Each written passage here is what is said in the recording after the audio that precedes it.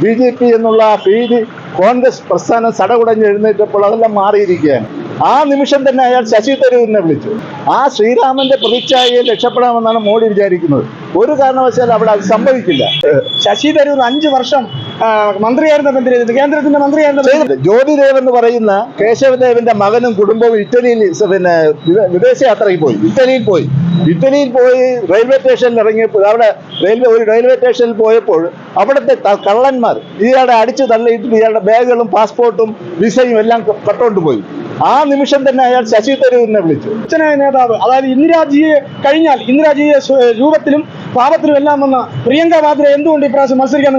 കാരണം ഏകാധിപത്യ ഭരണ ശൈലിക്കെതിരെ മതേതരത്വം നഷ്ടപ്പെടുന്ന ഒരു രീതി ജനങ്ങൾ മനസ്സിലാക്കി തുടങ്ങിയപ്പോൾ കോൺഗ്രസിന്റെ പിന്നിലും കോൺഗ്രസിന്റെയും ഘടകകക്ഷികളുടെ പിന്നിൽ അണിനിരക്കുവാൻ ജനങ്ങൾ പൂർണ്ണമായും തീരുമാനിച്ചിരിക്കുന്നു എന്നാണ് വസ്തുത.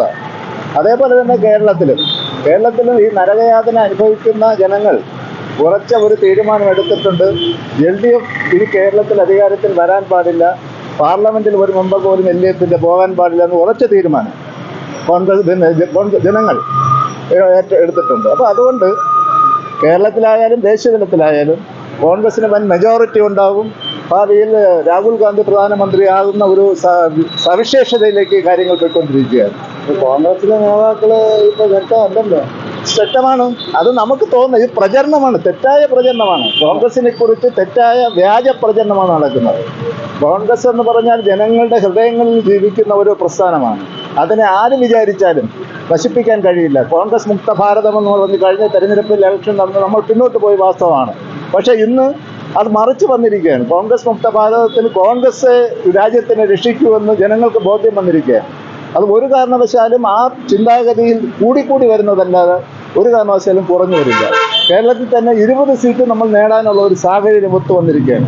രാഹുൽജിയുടെ ഈ സാന്നിധ്യം കേരള ജനതയ്ക്ക് തന്നെ പ്രത്യേക ഒരു ഉണർവ് സംഭവിച്ചിട്ടുണ്ട്.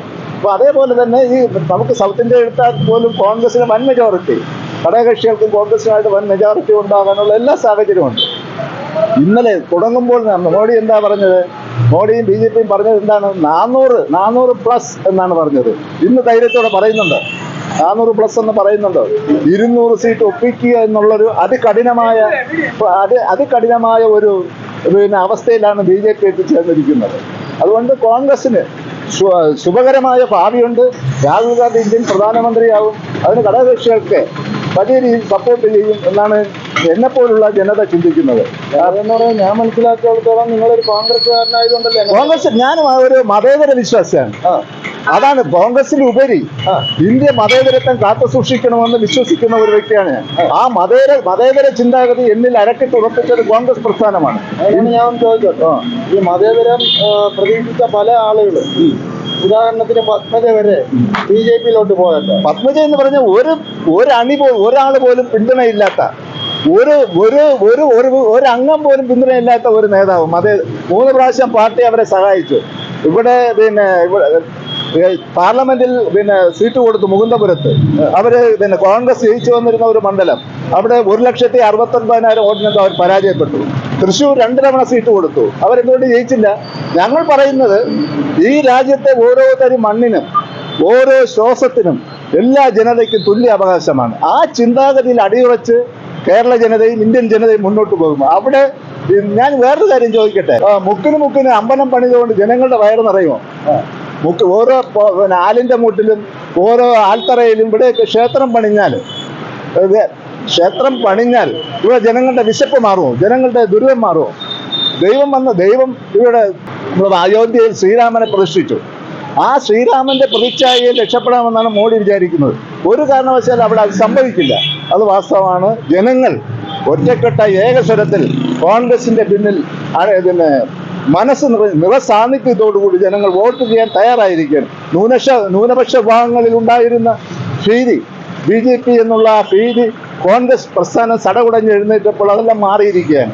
ഒരു തീർച്ചയായിട്ടും ഈ കടകുടഞ്ഞ് എഴുന്നേറ്റെന്ന് നിങ്ങൾ മാത്രം പറഞ്ഞു. ഞങ്ങൾ മാത്രമല്ല, ജനങ്ങളുടെ കാലാവസ്ഥ. ഞാൻ വേറൊരു കാര്യം പറയാം. ഇവിടെ കുടഞ്ഞെന്നാണ് പറയുന്നത്. സടകുടഞ്ഞ് എഴുന്നേറ്റെന്ന് പറഞ്ഞാൽ 15 വർഷം കൊണ്ട് ശശി തരൂർ കുടഞ്ഞിട്ട് എന്തായി?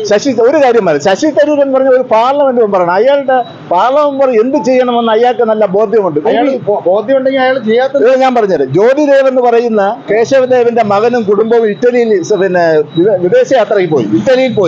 ഇറ്റലിയിൽ പോയി റെയിൽവേ സ്റ്റേഷനിൽ ഇറങ്ങിയപ്പോൾ അവിടെ റെയിൽവേ സ്റ്റേഷനിൽ പോയപ്പോൾ അവിടുത്തെ കള്ളന്മാർ ഇയാളെ അടിച്ചു തള്ളിയിട്ട് ഇയാളുടെ ബാഗുകളും പാസ്പോർട്ടും വിസയും എല്ലാം കട്ടുകൊണ്ട് പോയി.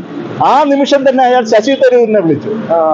ഇല്ല, ഞാൻ പറയട്ടെ, അരമണിക്കൂർ കൊണ്ട് അയാൾ വിസയും മറ്റ് സംവിധാനങ്ങളും ഒരുക്കി കൊടുത്തു. ഒരു പാർലമെന്റ് മെമ്പർ എന്ന് പറഞ്ഞാൽ അത്തരത്തിലുള്ള കാര്യങ്ങളായിരിക്കും. നമുക്കിപ്പോ പാർലമെന്റ് മെമ്പറും ബാക്കി സാധാരണക്കാരന്റെ നിലയെന്ന് പറയാം.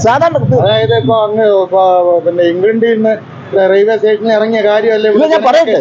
ആവശ്യം ജനങ്ങൾക്ക് 1 കിലോ സവാളയ്ക്ക് എത്ര രൂപ,